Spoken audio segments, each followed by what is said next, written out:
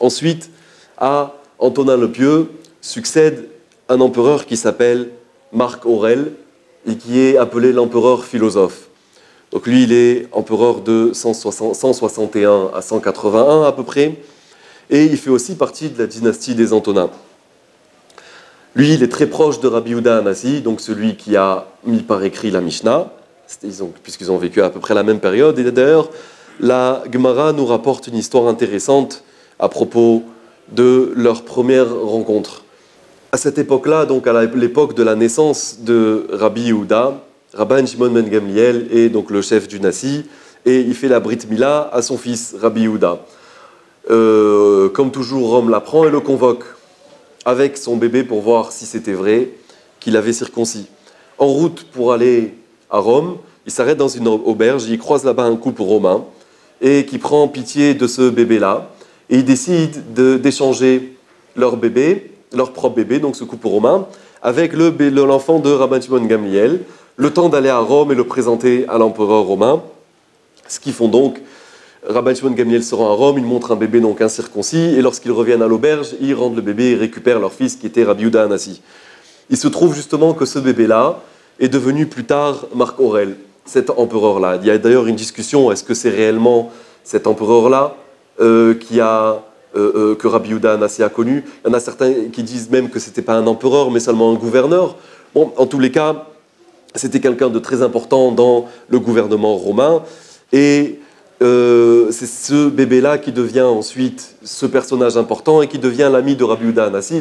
Comme la Gemara le raconte, ils se rencontraient souvent, secrètement, et Marc Aurèle, ou ce gouverneur en question-là, demandait souvent conseil à Rabbi Yehuda Hanassi, qu'il appréciait énormément, jusqu'à qu'un certain jour, il lui dit « J'aimerais être, il dit à Rabbi Yehuda Hanassi, j'aimerais être un jour ton paillasson dans le monde à venir, juste que j'accède à ce monde-là. » Voilà, donc ça c'est pour tracer l'histoire. On est à présent maintenant à peu près en 180 de l'ère commune. Il nous reste beaucoup de choses à explorer sur cette période-là, une fois qu'on a retracé le fil général.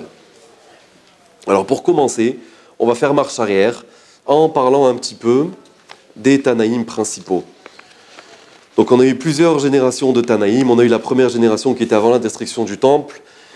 Ensuite, on a eu une deuxième génération de Tanaïm qui est entre la destruction du temple et la révolte de Bar Korba. Ensuite, on a une troisième génération qui est à l'époque de la révolte de Bar Korba, donc où il y a dedans Rabbi Akiva, Rabbi Elazar ben Azaria, comme on va le voir, juste la période d'avant, donc on avait aussi tous les Talmidim de Rabbi Yochanan ben Zakkai. La période d'après la révolte de Bar Korba, on a la quatrième génération, où dedans on a Rabban Shimon ben Gamliel, on a aussi Rabbi Shimon bar Yochai, Rabbi Yehuda bar Ilai, pour n'en mentionner qu'une partie. Et donc on va revenir en arrière, juste après la destruction du Beth Amikdash, à peu près en l'an 80. Donc on sait que Rabbi Yochanan ben Zakkai, parmi les 3 demandes qu'il avait fait de Vespasien, donc à part épargner Yavne et ses sages, il avait demandé aussi qu'on épargne la vie de Rabban Gamliel. C'était un descendant du roi David, un descendant de Hillel Hazaken. Et les Romains avaient peur que cela suscite une révolte, donc ils ont voulu annihiler la descendance de David Améler. Et lui, il a demandé qu'on laisse la vie sauve à Rabban Gamliel, celui qu'on appelle Rabban Gamliel de Yavne, qui est aussi mentionné au début de la Masechet de Brachot. Il avait un fameux serviteur qui s'appelait Tavi. Et donc lui, après, une fois que les choses se sont un peu calmées, après la destruction du Beth Amikdash, il est devenu président du Sanhédrin, à peu près en l'an 80.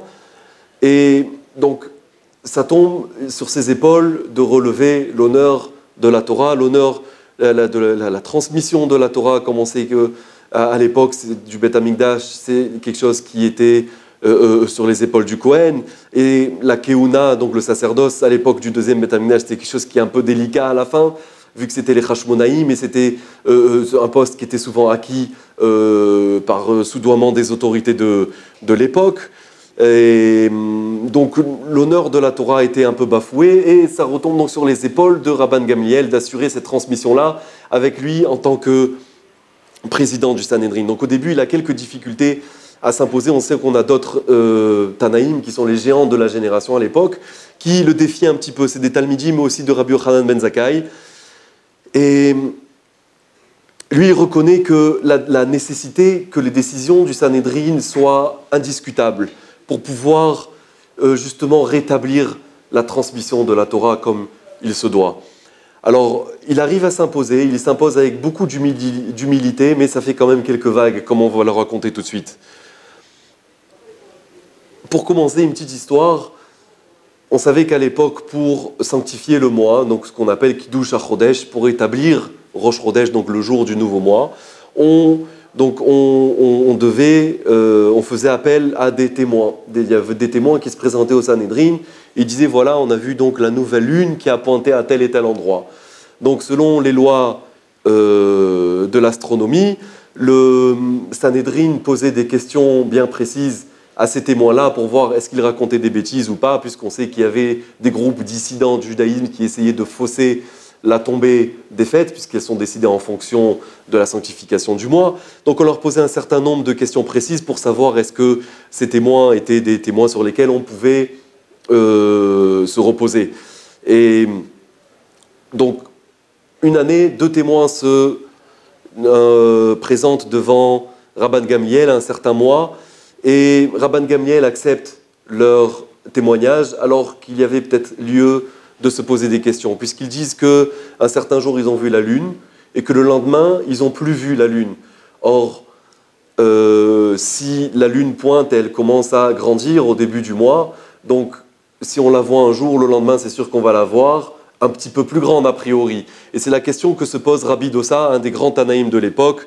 Et il dit, est-ce qu'il serait possible qu'une femme soit enceinte un jour et qu'elle ne se le soit plus le lendemain? D'accord, vous comprenez ici l'analogie qui a à faire avec le fait que si la lune pointe un jour, évidemment elle a grandi le lendemain et elle suit ce processus jusqu'au 15 du mois où là elle recommence à rapetissir. Donc comment c'est possible que Rabban Gamliel ait accepté ce témoignage?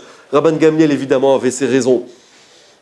Et Rabbi Yoshua donc donne raison à Rabbi Dossa et il décide de ne pas accepter la décision de Rabban Gamliel. Donc lui, il fixe le mois à un jour différent. Rabban Gamliel l'apprend que Rabbi Yoshua, un des grands Tanaïm de l'époque et aussi membre de son propre Sanhédrin, n'est pas d'accord avec sa décision. Et il lui dit, écoute, il l'appelle pour se présenter devant lui, écoute, d'après toi, donc, disons que d'après toi, Rabbi Yoshua, d'après toi, Yom Kippour va tomber un lundi, alors je veux que ce jour-là, tu viennes chez moi avec ton bâton et ta bourse d'argent et que tu te présentes devant moi.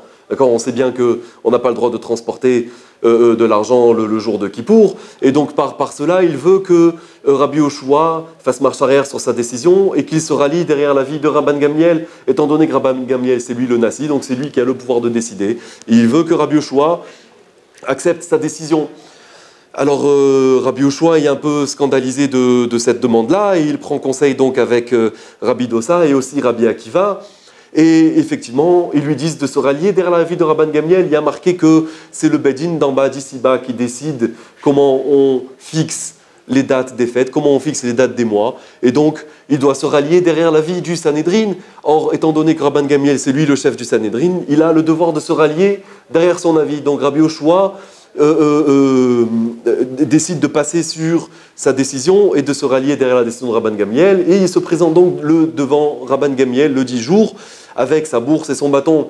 Rabban Gamliel le voit arriver, il se lève, il va, il l'embrasse sur le front et lui dit « Tu es mon maître et mon élève, tu es mon maître en sagesse et tu es mon disciple car tu as accepté ma parole. » Donc on voit que Rabban Gamliel n'a pas fait ça pour son propre honneur, il avait énormément d'humilité, il a fait ça pour que justement il n'y ait pas de discussion, pour que la transmission de la voix orale puisse se continuer sans heurts et à-coups. Il y a aussi l'histoire, ce qu'on appelle le four de Achnai. C'était l'histoire d'un four aussi, il y avait une discussion entre les sages, est-ce qu'il était pur ou impur? Et là-bas, on voit que Rabbi Eliezer ben Orkenos, qui était un des Talmidim de Rabbi Yochanan ben Zakkai aussi, qui faisait partie aussi du tribunal de Rabban Gamliel. D'ailleurs, c'était le beau-frère de Rabban Gamliel. Et il a décidé de rester sur sa position, qui était contre la position des autres rabbanim. Donc, Rabban Gamliel voulait trancher en fonction de la majorité. On sait qu'après Rabbi Mlahatot, on tranche toujours selon la majorité. Or, Rabbi Eliezer n'était pas d'accord. Et finalement, il est mis en idouille. D'accord, donc il est mis donc on le sort du Sanhédrin en quelque sorte. De par sa tristesse, Rabbi Eliezer ben Azariah de ne pas être dans le Sanhédrin pour vous montrer un petit peu la force qu'ils avaient, la force et la sainteté qu'avaient les Tanaïm à cette époque-là. Sa femme fait en sorte de l'arrêter à chaque fois avant qu'il arrive à une certaine partie de la prière, tout simplement que si il exprimait librement la souffrance de ne pas se retrouver, de ne plus faire partie du Sanhédrin, à ce moment-là de sa prière, Rabban Gamliel serait mort sur place. Et d'ailleurs, c'est ce qui se passe. Un beau jour, elle a oublié de l'arrêter, d'accord, juste avant donc les supplications qui s'appellent Nefilat Apaim, dans la Tfila, et elle oublie de l'arrêter et elle le trouve en plein milieu de cette partie de la prière-là. Elle fait « Arrête-toi, tu as tué mon frère ». Donc c'est pour vous montrer la sainteté, la puissance dans la sainteté des Tanaïm de cette époque-là. Eliezer ben Urkenos reste en Nidou jusqu'à la fin de sa vie. D'ailleurs, il y a une histoire tragique où finalement, lorsque ces Talmidim qui arrêtent de le fréquenter, parmi ces Talmidim on compte Rabbi Akiva, ils arrêtent de le fréquenter à cause de cette mise de côté-là, à cause de cette mise en quarantaine, de ce nidouille. Et lorsque Rabbi Akiva décide d'aller lui rendre visite, et il lui dit « Pourquoi vous avez arrêté de me rendre visite pendant cette période-là ?»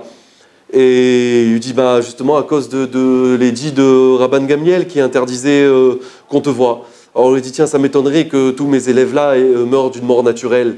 Et Rabbi Akiva lui dit et quel est mon sort, qu'est-ce qui va se passer avec moi? Il fait ta mort va être pire que la leur. Et c'est effectivement ce qui s'est passé là. On a dit que c'était un des 10 martyrs qui est mort dans des souffrances atroces.